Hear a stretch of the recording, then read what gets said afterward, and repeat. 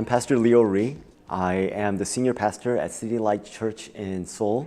I also play multiple roles in different ministries. I am a student and lecturer at Torch Trinity Graduate University. And I write for several different publications. And I am also part of various ministries in Asia and the United States. I have a wife. We have no kids. We've been married over 15 years. No kids, but we have a great time. I've been going back and forth between the States and Seoul for the past 20 years now, and doing ministry and various kind of things all over the world.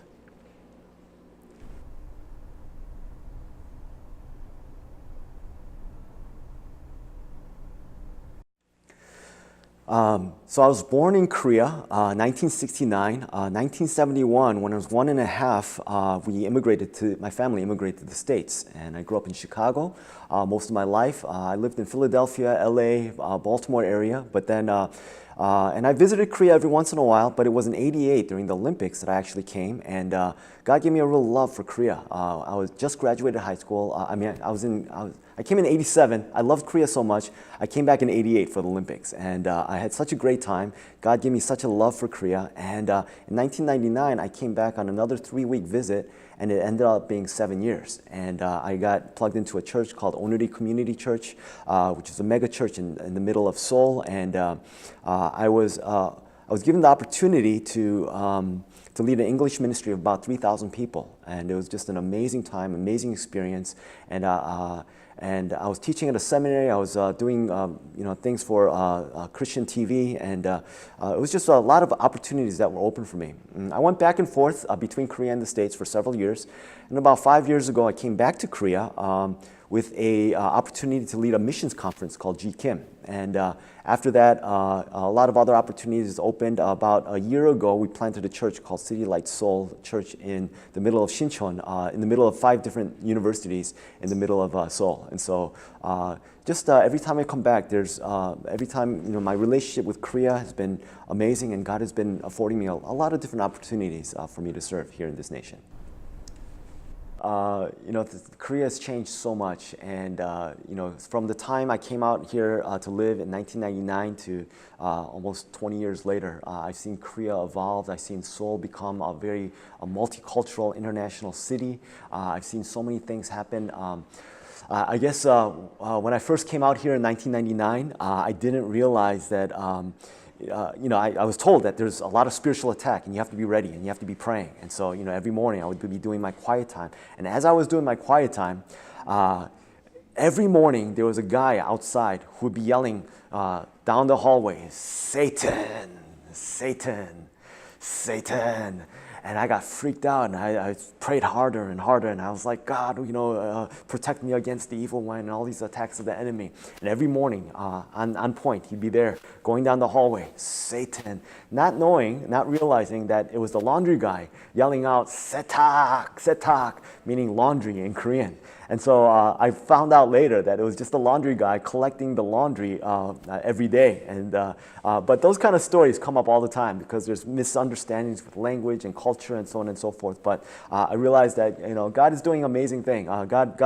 There's so many things. I mean, 20 years ago, when you were speaking English on the subway or out in the streets, you could actually get hit by older people for speaking English too loud or by communicating in English. If you were a foreigner and you walked onto the subway, everybody would turn and look and stare at you. But Korea's kind of evolved a lot. There's a lot of great things happening. It's a hip, very fun, very exciting, never sleeping, never stopping, quick, fast, very fast-paced kind of city. So when I came back to Korea to visit 5 years ago, I was doing a tour of different cities in Asia, and I was speaking at a lot of different conferences. I was speaking at a lot of retreats and things like that. And I realized, and I've been learning, and I've been reading a lot about the center of Christianity no longer being Europe or North America, but the center of Christianity has now shifted to what they call the global South. South America, Africa, all over Asia, and how God has been moving. And even now there are more Christians in China than all of Europe combined. You read the statistics of how the church is vastly growing in mostly Muslim countries, how the church is spreading all throughout Asia, and revival is occurring. And you think about places like Indonesia, which is the 5th largest country in the world and the largest Muslim population in the world. And the church is growing so fast in places like Indonesia. You look at Malaysia, Singapore, you look at China, and the church is just growing so quickly all throughout Asia.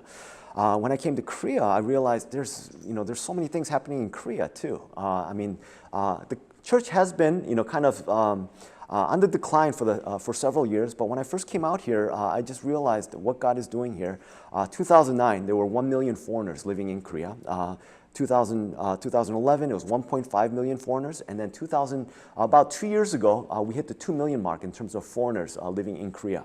And I saw the work that God was doing in missions, but also I realized that wow, we could do missions here in Korea when the world is coming to Korea and so many people are coming to live here in Korea. My vision, God gave me this vision of raising up leaders here in Korea and then sending them back as missionaries to their hometown. And so that's part of my vision in my heart, is that I want to see a lot of the foreigners who are visiting here, or a lot of the foreigners who are living here, train them, mentor them, equip them, raise them up, and then send them back to their hometowns, wherever they're from. And so when I saw, ministry back in the States was great, but I feel like a lot of the ministry in the States is very comfortable, it's very easy, it's not as exciting as what's happening here in Asia. And so I felt a call to come back to Korea. And then not only that, but I also felt a call to be part of the reunification process of what God is doing in North Korea as well. And so that was part of my vision of seeing reunification happen. And I think part of that is seeing the international church and seeing the English-speaking community and even the diaspora like myself, who are ethnic Koreans who left Korea, who are coming back to Korea for whatever reason, be part of that whole reunification process. So the GKIM conference actually stood for Global Korean Young Adult Missions Conference. And so this is an international conference that they hold every few years, based usually in the States, but in 2013 they wanted to hold a conference in Korea. And they asked me to be the director because I had a lot of the networks and a lot of the connections and things like that. And so the president of GKIM is actually Pastor Hyun-Soo Lim, who was detained in North Korea for a couple of years. And he was my boss, and he had this vision of holding the GKIM conference in Seoul. And so we focused on bringing people from all over the world to Korea to give them a heart for especially unreached people groups, and that includes North Korea. And so we had about 1,500 people come. It was a great conference, and a lot of people were really blessed. That gave me a lot of connections here in Korea and all throughout the world. And it also gave me a renewed heart for missions and for what God was doing. And so I asked them to change the name of the conference from Global Korean Young Adult Missions to Global Kingdom Young Adult Missions. That would include people from all over the world and not just Korean people. And so that was 2013. That was the end of 2013, and it brought together a lot of people from all over Korea as well as all over the world together for this conference.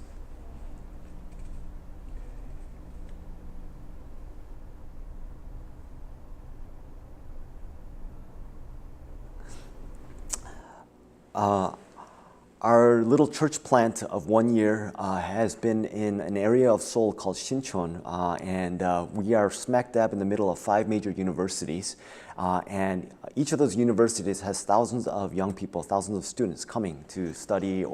And I ask people all the time, why did you come to Korea from your native land? The number one reason that I hear is because of K-pop.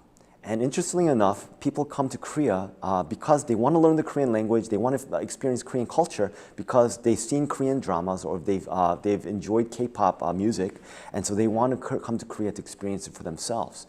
And I meet a lot of people who visit our church, who come to our church and find our church because in their native country they cannot attend church. They're not allowed to attend church. Just last week there was a Chinese girl that came to visit our church, and I asked her how she came, and she said that she's never been to a church before, and so she wanted to experience church for herself. And she came and she really enjoyed it.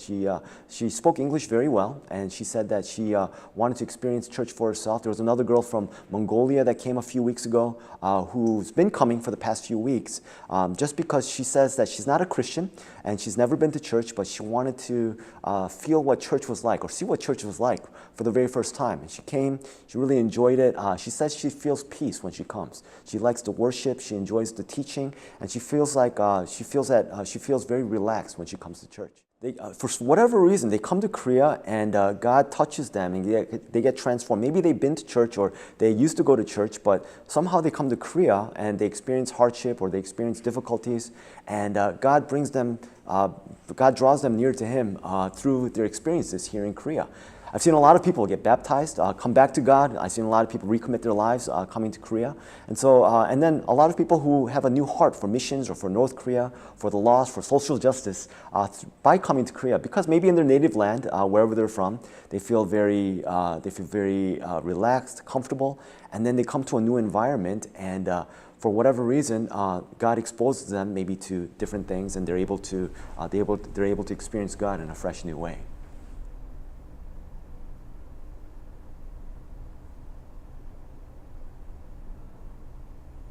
I'm quite concerned right now, especially about the condition and the state of the Korean church, just because I feel like the Korean church is slowly starting to fall asleep. It's being lulled into this false sense of security. It's become an institution, kind of like a luxury cruise liner, where it's maybe, I feel like the day and the age of the mega church might be over or has been over. I'm concerned especially about a lot of the young people leaving the church for many reasons. One of the fundamental reasons is that a lot of the Korean church is much more focused on cultural Christianity rather than biblical Christianity. A lot of it's very Confucianistic. It's led by very authoritarian leadership, and it just seems like a lot of the young people are kind of tired of that, and they don't want to be part of that anymore. A lot of the young people, I mean, there's statistics that say that if Korea was college students and below, it'd be 3% Christian and an unreached people group. There's also statistics that say, that many of the mega churches are closing down their children's ministry because there's no more kids around. There's no more children in their children's ministry. And a majority of the people in the church are 60 and over. And so it concerns me a lot that many of the churches no longer preach the gospel. And that's a fundamental thing. They no longer preach Christ, but they preach ethics and morals, but there's no power. There's no sense of the Holy Spirit moving. There's no conversion. There's no power in the Holy Spirit because a lot of it's just very cultural. And so a lot is very political. A lot of it's very politically driven, and so that's one of my big concerns about the church right now. But the hope is that there's a lot, even though the mega church might be a cruise liner where you come and you're very comfortable and it moves very slowly, I see a lot of these smaller battleships, kind of churches, maybe smaller, maybe about anywhere from 100 to maybe 500 people that act like battleships, aircraft carriers. They're very fast, they're very effective, they're very impactful. And so I see a lot of these young leaders coming up and raising up through the ranks, and they're making a real impact on the culture and the society at large.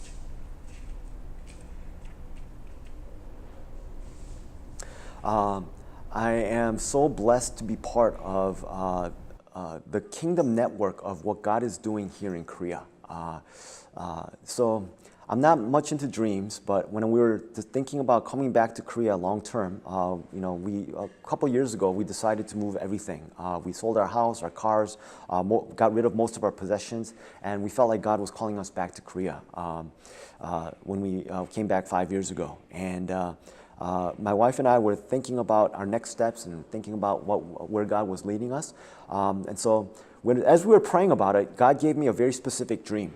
I had for years I didn't have a cell phone, and I didn't think I needed one. I didn't want one, and out of my back pocket in this dream, I brought out a brand new iPhone, it was shiny pearl white, and I thought, wow, you know, and I was looking around, whose is this? Whose is this?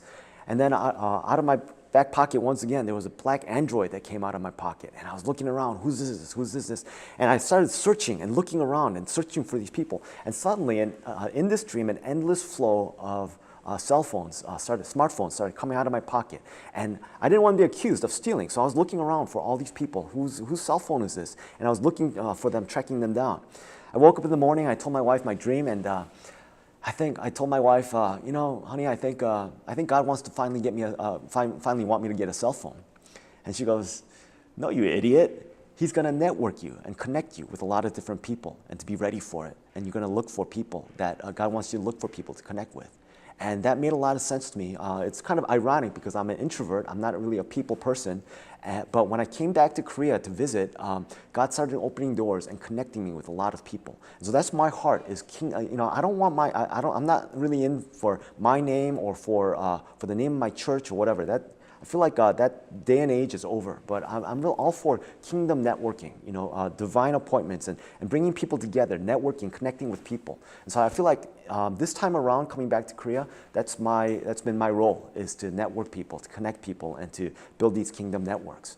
Along the way, because maybe some of the negative things along the way, maybe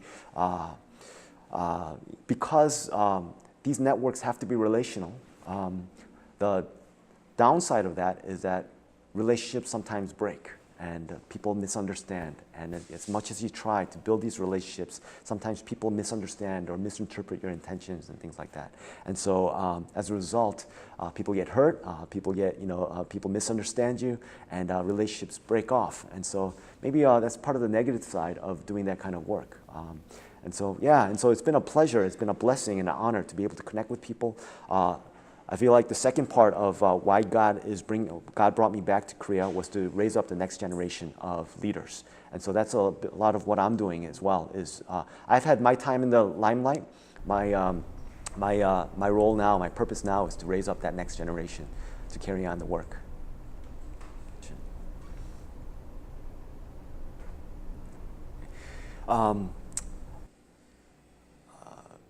I'm so excited right now to see what God is doing in Korea and to be part of that. I am very passionate about seeing the next generation of leaders being raised up. I'm so passionate about the gospel going to the ends of the earth, and to see that possibly in our lifetime, that number one, we could see reunification with North Korea and South Korea, and then number two, we could actually see the possibility of the gospel reach the ends of the earth within our lifetime in this time in history. So this is a very special time. It's our Kairos moment in history, and I feel like there are a lot of things that can happen right now in our generation that we haven't seen in so many centuries. And so God is moving powerfully in Korea. I'm just honored and humbled to be a small stone, a small piece of the larger mosaic of what God is doing in the world. And you mentioned Kairos. It's also a conference that's coming up. Could you talk about that a little bit? The Kairos Conference is actually happening this summer, July 19th through the 21st, 2018, in Seoul, Korea. And a year ago, when we started planning for this, it started off as a missions conference. And as we were praying through it and discussing like what direction we should take and how we should develop this, we felt God's heart in this, and we felt like God was saying that this should be a conference about North Korea, not knowing that all of these things with North Korea would happen. And so as we started preparing for a North Korea-focused conference, suddenly we saw all these things. I mean, even a year ago, we couldn't have even imagined all these things happening with North Korea. The two leaders of South Korea and North Korea meeting together, the president of America and the leader of North Korea coming together, and the release of prisoners and all these talks and things like that. And so it's a very exciting time. It's a very interesting time. And so we feel like this conference is going to maybe open up a lot of doors of what is happening actually now on this peninsula. And so we are, for more information about the conference, you can log on to kairos2018.org. work and find out more about it. But it's a conference that, I attend a lot of Korean conferences and a lot of other conferences regarding North Korea. And some of these conferences are good, but I feel like there's a lot of rah-rah, passion, but then when the conference ends, nothing else comes out of it. There's very little fruit that comes out of it. We wanted to have a conference where we could equip people and where there would be some kind of follow-up and people would be equipped to really engage with North Korea in whatever way after the conference ends. And so we're really excited about this conference.